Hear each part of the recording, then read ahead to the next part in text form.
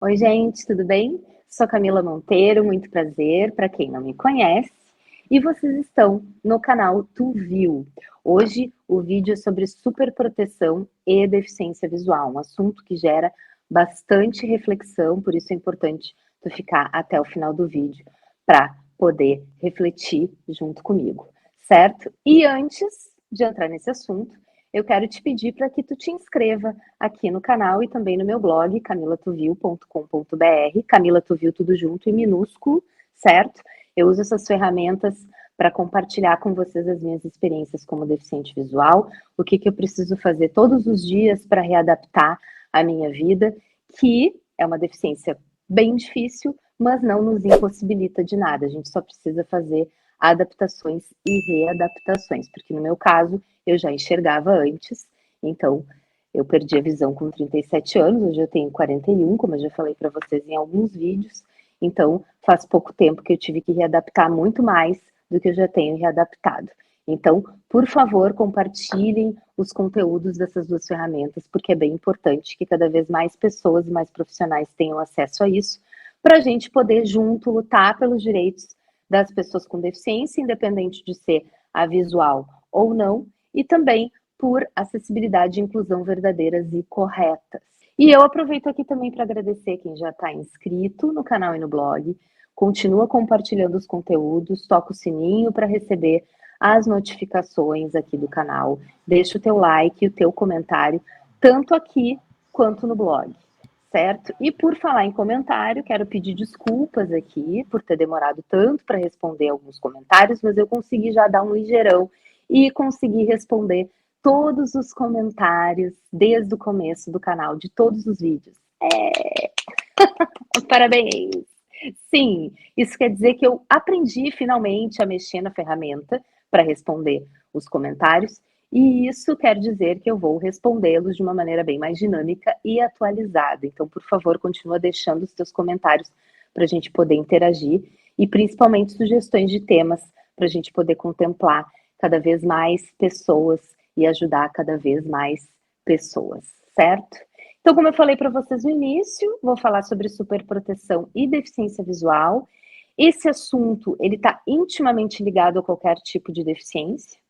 Por quê? Porque existe uma tendência das pessoas que convivem com a gente, muito próximas, as mais próximas, amigos e familiares, de fazerem pela gente as coisas que a gente poderia sim fazer, mas a gente faz de uma maneira diferente. Por quê? Porque eles querem poupar a gente, obviamente, eles ficam com medo que a gente se machuque, que a gente se prejudique, que a gente sofra, mas isso faz parte da vida, amigos, independente de ter deficiência ou não. E eu quero falar sobre a diferença entre, em primeiro lugar, a diferença entre proteção e superproteção, porque apesar de óbvia, ela precisa ser dita, certo? Proteção eu costumo comparar com o nível de tempero na comida, né, para vocês entenderem de uma maneira bem concreta. A proteção é quando a comida tá no ponto, sal, pimenta, tempero, tá aquela delícia, tu curte do início ao fim. Isso é a proteção, é a gente se sentir amparado, cuidado, né, zelado, isso é muito bom. Mas quando a gente bota uma pitadinha a mais de sal, de pimenta ou de tempero, ou um punhado a mais, não importa, porque o que importa é que a gente passou do limite do tempero. Isso é a superproteção, independente de ser um pouquinho ou um pocão, a superproteção passa do limite, invade o espaço das pessoas. E principalmente, no caso da pessoa com deficiência, nos subestima. Então, a nossa autoestima, ela fica cada vez mais baixa, porque a gente tem sim capacidades diferentes, obviamente, de quem não tem deficiência, mas a gente tem as nossas capacidades, porque a gente vai criando elas com o passar do tempo. Então, a gente precisa encarar essas capacidades para a gente entender as nossas forças reais para poder ultrapassar os percalços, para poder passar por determinados problemas. E isso só acontece quando a gente realmente passa por esses problemas e esses percalços. E isso é muito ruim para quem convive com a gente, porque eles querem, obviamente, nos proteger, mas a gente precisa encarar um perrenguinho de vez em quando, claro, com responsabilidade, óbvio, a gente não vai correr risco de uma forma inconsequente, mas às vezes a gente precisa fazer isso para poder saber o quanto a gente é forte e o quanto a gente tem capacidade. Vou dar um exemplo pessoal para vocês. Isso fica bem claro no meu vídeo da bengala, até convido vocês para assistirem depois. É como usar a bengala, tá? No início, para a gente usar a bengala, só para contextualizar vocês, a gente precisa de um treinamento, inicialmente com uma pessoa ou um profissional, no meu caso foi meu pai que me acompanhou, e depois a gente corta o cordão umbilical com essa pessoa e a gente começa a fazer o treinamento sozinho, porque quando a gente precisa de uma ferramenta para caminhar, o que começa a fazer parte da nossa vida, a gente tem que reaprender a caminhar. E eu tive que fazer isso com 37 anos, então vocês imaginem, eu já com quase 40 anos, tive que reaprender uma coisa que a gente aprende lá na primeira infância, né? Por quê? Porque a gente tem que se adaptar ao equilíbrio, à orientação, à mobilidade, porque a gente vai precisar daquela ferramenta. A gente não pode sair assim do nada, correndo com a bengala, né? Assim como quem usa cadeira de rodas, assim como quem usa muleta ou é deficiente físico, precisa de uma prótese, por exemplo, a gente precisa se adaptar e fazer um treinamento antes de sair usando, né? A gente precisa que alguém nos acompanhe no início e depois a gente começa a fazer isso sozinho. Muito bem, o que acontece? Isso acontece, eu acho que umas 10 vezes no meu dia quando eu saio sozinha com a bengala, porque quando eu tô sozinha, óbvio que eu vou usar a bengala. Então, assim, surge do nada um indivíduo me puxando, ou para atravessar a rua, ou para entrar num shopping, por exemplo, só porque eu tô parada na frente de um acesso de shopping ou próximo a uma faixa de segurança para se atravessar a rua. Quem disse que eu quero atravessar a rua e quem disse que eu quero entrar no shopping? Às vezes, quem está percebendo de fora, às vezes não, isso é quase que sempre. As pessoas pensam que a gente está perdido, porque a gente está usando aquela ferramenta. Porque no início sempre, na verdade, a gente tem que se acostumar com a ferramenta.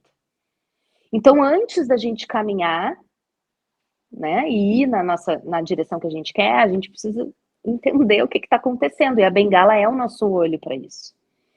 Então, as pessoas que vêm de fora, ai, coitadinha, tá perdida? Ai, deficientezinha, ceguinha, vou te ajudar. Não, gente, então pergunta. Isso é uma forma da gente fazer pela pessoa aquilo que ela tem total capacidade de fazer. E é óbvio que a superproteção sempre acontece com a melhor das intenções, mas é importante deixar claro aqui, o que eu quero nesse vídeo é deixar claro que a superproteção prejudica 100%. Ela não nos ajuda em nada e ela precisa ser excluída total da nossa vida. É fato que uma pessoa com deficiência precisa sim de mais cuidado, mais atenção, mas isso não significa que a gente não consiga se cuidar sozinho e não tenha um alto grau de autopreservação, autozelo e autoproteção. Então, respeitem os espaços das pessoas e isso acontece com qualquer pessoa, independente de ter deficiência. Vou dar um exemplo para vocês. Isso já deve ter acontecido com vocês. Isso já aconteceu comigo, com a minha mãe. Quando eu enxergava, isso acontecia comigo. E acontece com várias pessoas da minha convivência e com certeza tu vai te identificar com isso. Se tu tá no supermercado e resolve simplesmente pegar um monte de sacolas no teu braço mesmo e levar para o teu carro ou levar para tua casa porque tu mora perto do supermercado, por exemplo, ou levar para o teu táxi, não tá afim de usar o carrinho, tu tá afim de usar o muque mesmo, né? O músculozinho do braço, tu quer dar um exercício naquele dia. Ou então tu tá afim de caminhar na rua sem pressa, fez uma promessa para ti hoje eu quero curtir o meu momento, eu quero sentir a brisa, eu quero sentir o sol, eu quero sentir o cheiro da rua, então eu vou caminhar devagar, vou sentir, vou ficar no meu momento.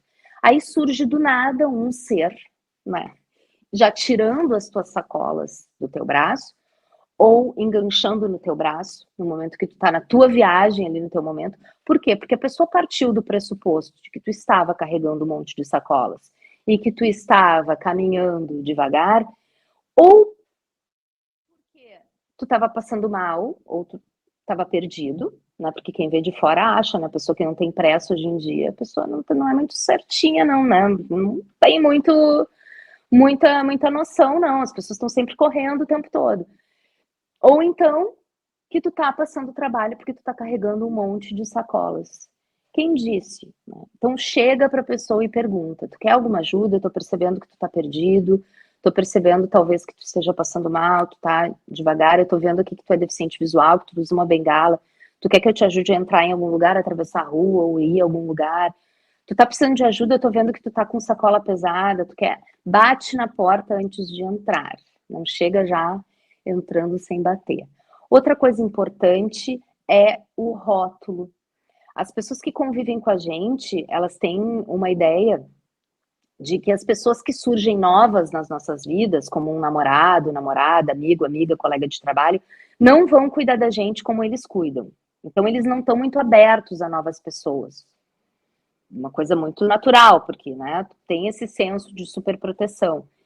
E eu vou dar uma notícia para vocês, elas não vão cuidar mesmo, ok? Então, aceita que dói menos, certo?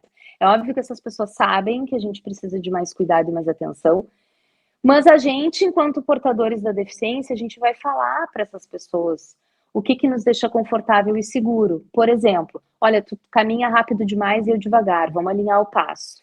Tu sobe e desce escada muito rápido. Vamos fazer o seguinte: próxima vez, toda vez que a gente estiver numa escada, tu coloca a minha mão no corrimão, eu subo e desço no meu ritmo e a gente se encontra lá em cima ou lá embaixo. É assim, as relações elas são construídas tijolinho por tijolinho, a gente conhecendo as pessoas e as pessoas nos conhecendo. E a gente vai construindo isso com a deficiência, uma relação com a nossa deficiência. Isso vai fazendo com que a gente aceite cada vez mais ela, que a gente entenda ela também, que é muito importante, aprenda cada vez mais sobre ela, e com essa aceitação a gente consegue falar naturalmente sobre a nossa deficiência e falar o que, que nos deixa mais seguro, mais à vontade, porque a gente está tranquilo com relação à deficiência, porque ela faz parte da nossa vida, assim como as nossas outras características, porque a deficiência não é a nossa única característica. Isso é muito importante. Certo, gente? Então, encerrando o vídeo, eu quero pedir para que vocês reflitam sobre tudo o que foi dito e sobre o sábio ditado: o nosso limite termina quando começa o espaço da outra pessoa. Então, por favor, não nos subestimem, continuem sim nos protegendo, continuem sim nos zelando, porque a gente adora. Quero aproveitar aqui para dar um beijo na minha mãe, no meu pai, para você. Não. Na minha mãe, no meu pai, no meu irmão, meu namorado, minha madrasta, meus amigos mais próximos, meus familiares mais próximos, porque são pessoas que estão sempre me protegendo, me amparando, eu me sinto muito segura com vocês, então um beijo para vocês e muito obrigada por isso. E eu acho que a gente tem que ser grato sempre pela proteção, mas por favor, super proteção não, certo? Um beijo para vocês e até o próximo vídeo. Valeu!